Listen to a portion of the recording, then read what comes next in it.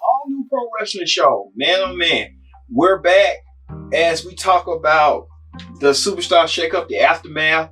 Plus, we're gonna have hot topics and predict the outcome for Impact Rebellion as all new pro wrestling show starts right now.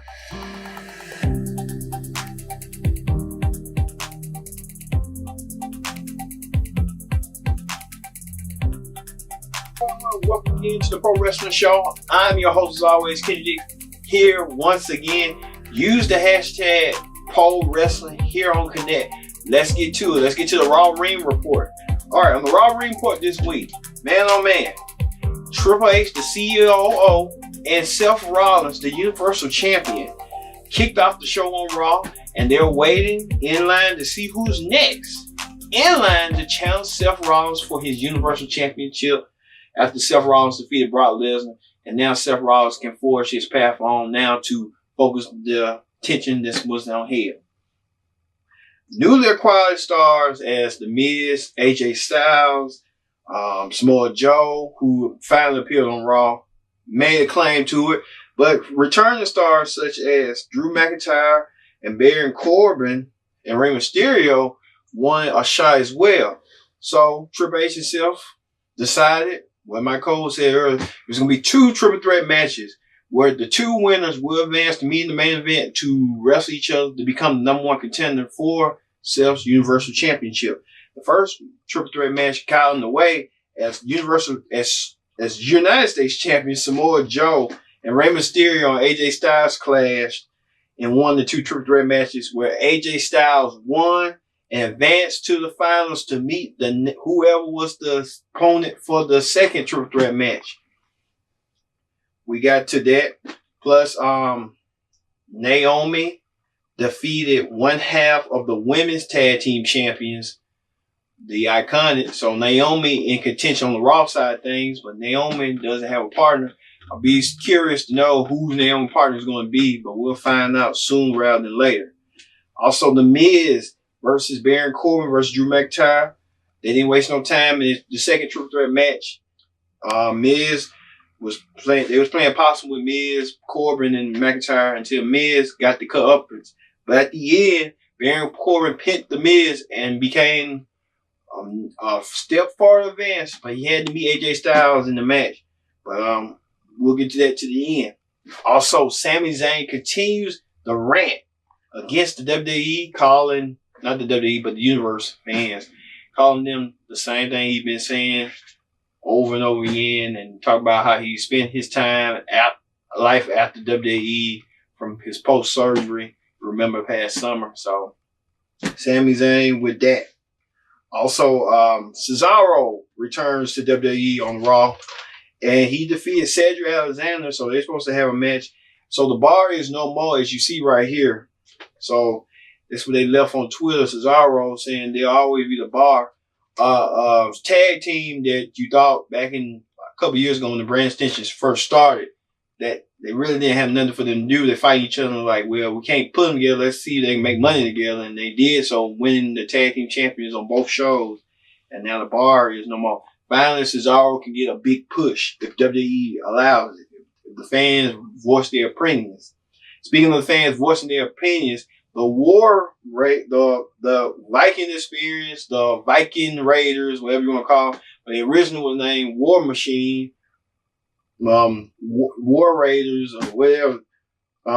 Went through so many multiple name changes.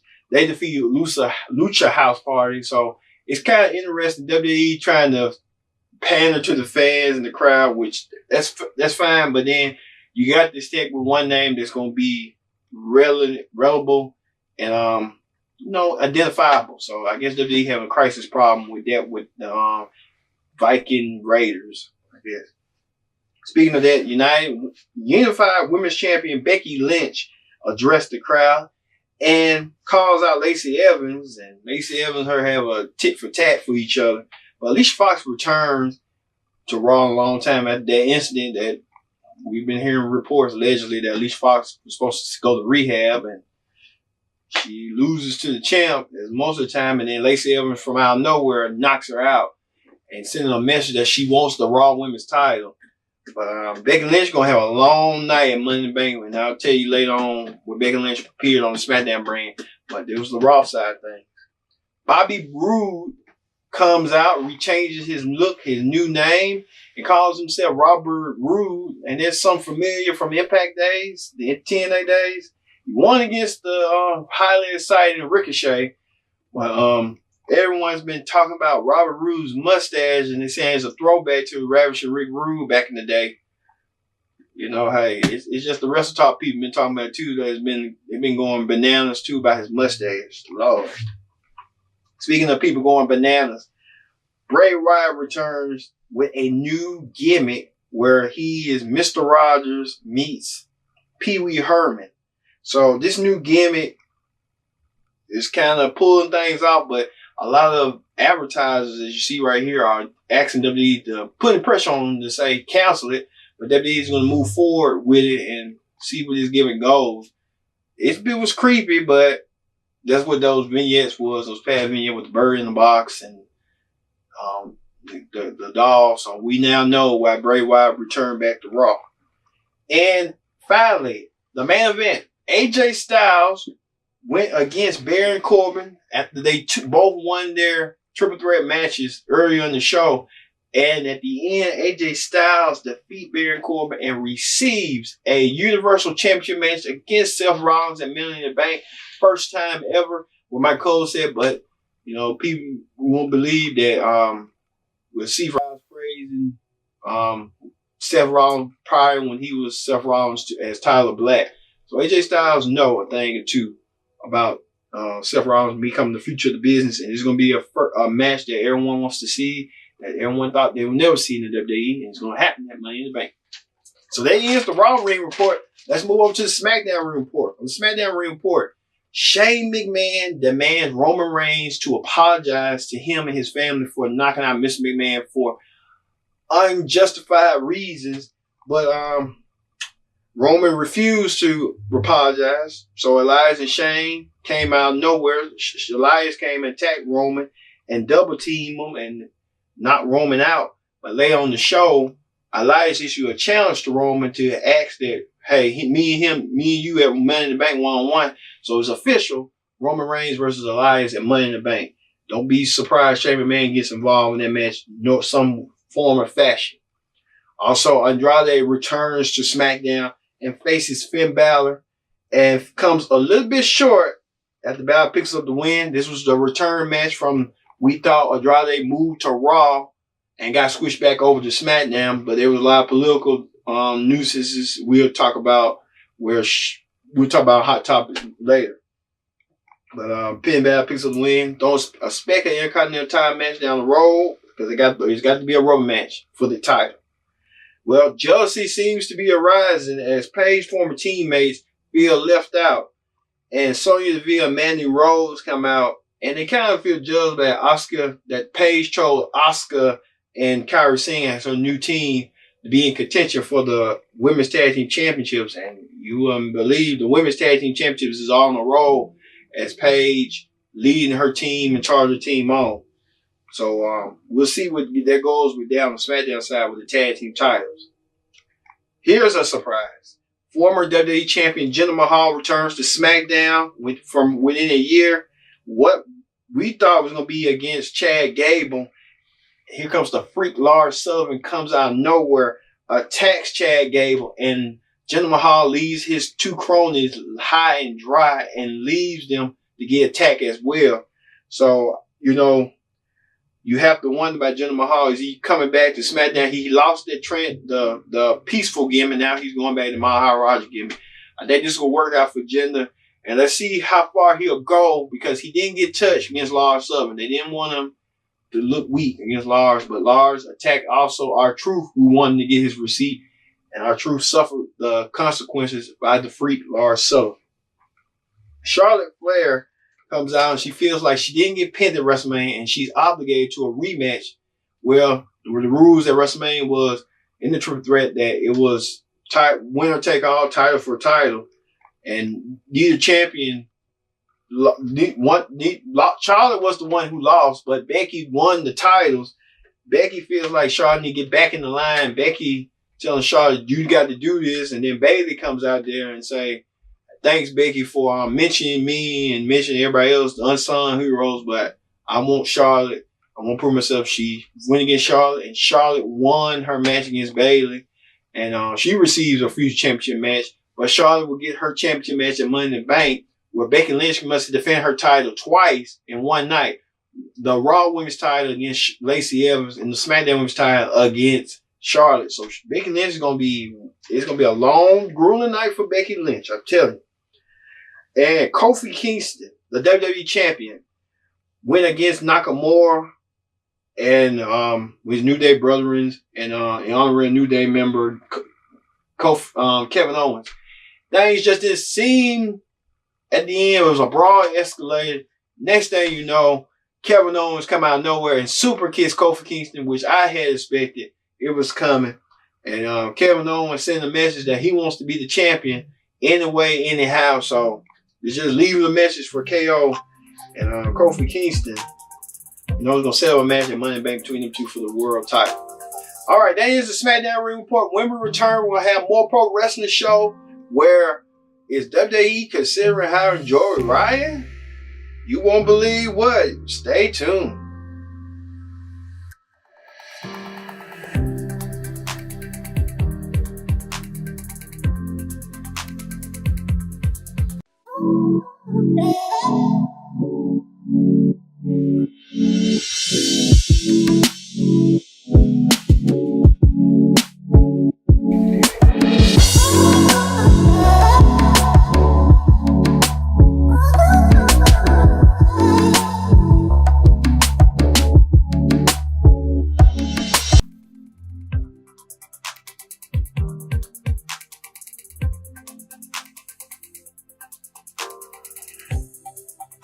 Welcome back to the Pro Wrestling Show. I'm your host, as always, Kid Dix. Join in the conversation using the hashtag Pro Wrestling Show here on Connect.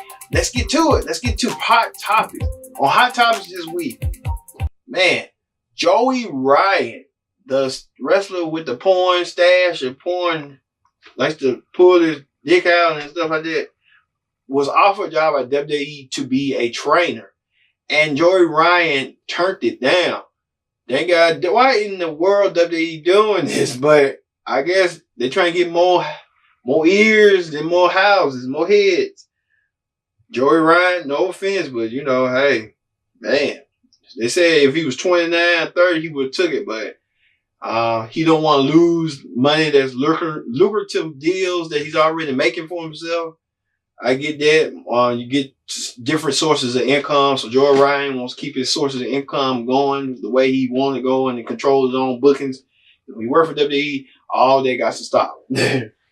Also, CM Punk makes a rare appearance with this. As you saw right there, CM Punk made a rare appearance at an indie show, and it leads to a question. Many people are saying, do CM Punk want to come back to wrestling? But CM Punk been saying that he doesn't want to come back to wrestling. It's sort of like come on, Punk. What do you want to do? AEW came to you aggressively wanted you, but you turned it down. So hopefully it changes his mind to get back in love in the game because the MMA stuff ain't working. Also, The Undertaker and Kurt Angle was supposed to appear for StarCast, but now they pulled out due to WWE. And now, you see right there, you know, if you work for WWE, you know for a fact that they don't want their big name talent or their main roster talent on these shows that's closely affiliated with this new upstart come to AEW.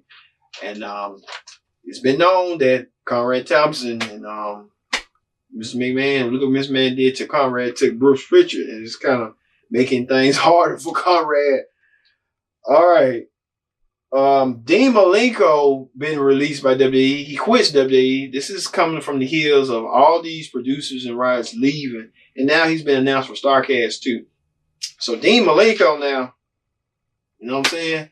He wants to leave, and it might be a great get for AEW if they want to. Also, Leo Rush is making a statement, issue a statement after saying he had heat. Rush with a lengthy letter that he's doing something to make his family proud and don't believe everything you hear. NXT UK tell Rhea Ripley uses a homophobic slur, but she issues an apology. Well, Rhea Ripley, one of the biggest names in NXT UK, so Will Jax posted an update following her double knee surgery. And you know Nia Jax had double knee surgery. So Nia Jax is going to be out for a while, for after 9 months after her WrestleMania match. And Nia Jax posted on Instagram that, you know, she wants to take some time off. She can, you know, take some time and relax a little bit and stuff. Also, Mark Henry announced for StarCast. I think this was the replacement WWE was talking about. But this not been denied nor confirmed by WWE or Conrad Thompson. So, guess WWE trying to keep Conrad happy. So, we'll see how this all involved, because Conrad Thompson been vocal this past week about The Undertaker and Kurt Angle not being part of StarCast, and he wanted different scenarios, but WWE wasn't having it. Luke Harper wanted to request his release from WWE, but he was denied by WWE, and WWE wants to play hardball and wants to freeze people's contracts to set their dates and be obligated to their bookings. So Luke Harper thought he was going to get his release, but got denied. So we'll see how this goes. So Tama Tonga calls out Enzo after to the she calls him a cancer to the business. Where this stems out from when Ring of Honor and New Japan had their little G1 Supercard show in Madison Square Garden, and Enzo and Cass came out there to invade Ring of Honor, but they didn't show it on TV. They didn't show it to get folks talking. It was just used for something else, and it just went from the wayside. And it's just kind of like, they ought to be, Ring of Honor ought to be looking at WCW and how WCW was effective with the NWO, the genesis, the formation of NWO, where Hall and Nash appeared to attack Bischoff. That worked. And I think, you know, just when you come to a company like that and, you know, stars like that, and now these days, I think that's how, when they do these 9-day clauses, but you can do it to a way to affect something that people wouldn't expect for it to come. Also, Charlotte Flair addressing rumors that by her and her boyfriend's Andrade on engagement rumors.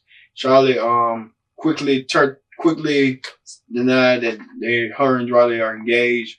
They're moving quickly, as reports are that they're getting serious. So Charlotte and Andrade. So hey, you know how that go. Andrade, you doing good, my man. You doing good. All right, that is the hot topics. All right, let's go to predict the outcome. Predict the outcome for Impact Wrestling's Rebellion. As we said here, we're going to be doing super cards for Rebellion, and we might do something for the NWA Ring Crockett Cup. So they're coming up this weekend as well. Let's start with Impact's Rebellion. All right, Taya Valkyrie, the Knockouts champion, goes against Jordynne Grace. Now, this is match stems up for weeks after Jordynne Grace won her contendership match over Tessa Blanchard.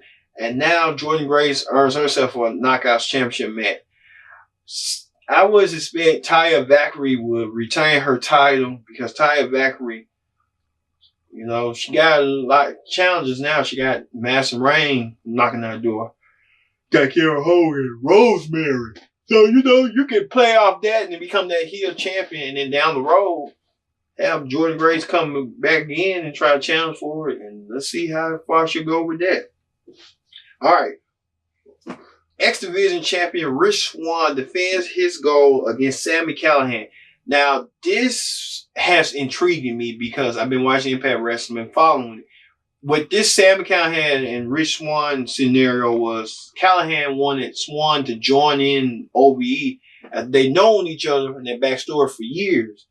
And we thought that Rich Swann was going to do it, but then turns around that it wasn't the case. And Rich Swann wanted to be his own man, and Callahan didn't like that. So Callahan decided to bring a monster named Fulton to even the odds up. And then OVE and Callahan had Willie Mack, but Willie Mack was no force against this faction. And at the end, that's how it's gonna be. So I'm assuming Callahan will become the new X Division champion because they've been building Callahan for so long that he at least deserves a title in Impact. So Callahan will do so. Speaking of that, Gail Kim comes out of retirement after 2 years to take on Tessa Blanchard to teach her respect. Gail Kim, this all started when Gail Kim was the special guest referee in the match against Tessa versus Talia for the Knockouts title at the Impact's last pay-per-view, Homecoming. It has gotten personal, and this is a grudge match where Gail Kim Tessa was being suspended, and Gail Kim was being removed from her duties, and now it's all come to the head where Tessa Blanchard came to Gail Kim's husband's restaurant looking for Gail Kim's husband, and Tessa just destroyed chaos, leaving the waiters scared and anxious. So this match is going to be real good. I'm suspecting that Tessa Blanchard will win this match, because if she don't, then the company is kind of reverting back. Tessa Blanchard is the future of the company by her bloodline, so I'm suspecting Tessa Blanchard will win. The Lucha Brothers versus LAX in a Full Metal Mayhem match. Now, this is for the World Tag Team Championship. This is first started out, sportsmanship. Now, it's just gone contact personal with Conan in the middle of it, choosing between the team that he knows and team that he also knows. So, Conan driving the wedge, but expect Conan to do something real impactful that's going to make matters worse. So, whoever wins, I'm suspecting that LAX is going to win, because the Lucha Brothers also, made known they're going to AEW. So I don't know if Lucha Brothers going to be AEW official, or they're just going to be picking different scenarios. So we'll see. We'll see on how that fares. Also, the main event, Johnny Impact versus Brian Cage. This is the match stemming from Homecoming again, but this time, Lance Storm is a special guest referee.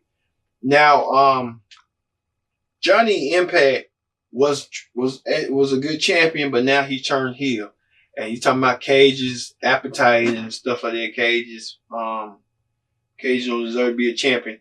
It's kind of watered down to me that they should have gave the belt to Cage and have Cage ran with it, and then Johnny Impact feels seething about it, like he'll be like, I'm okay with it, and then he'll feel like he's not okay. And it just didn't go like that.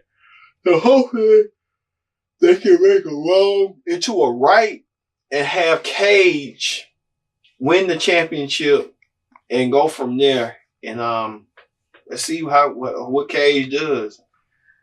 And that's it. And speaking of that, on the NWA side and the Ring Honor side, Nick Aldis defends his world title against Marty Scurll, two best friends fighting for the gold. But I suspect Nick Aldis to win, because they're not going to get the belt to Marty. You would think so, but they're not. And also, the Women's Championship, where Jazz was supposed to beat Sienna, but that didn't turn out the case. So Sienna will meet that girl name? Sienna Garrett for the Women's Championship, and women's legend, WWE Hall of Famer Medusa will present the new champion with the belt. So it's looking good for now. So all these cards out, support wrestling as you can. And we here at the Pro Wrestling Show support all wrestling. It's good wrestling. All right, y'all. Thank y'all for watching this week's edition of the Pro Wrestling Show. I've been your host, Kenny Jake, saying so long, and we'll see you next time here on the Pro Wrestling Show.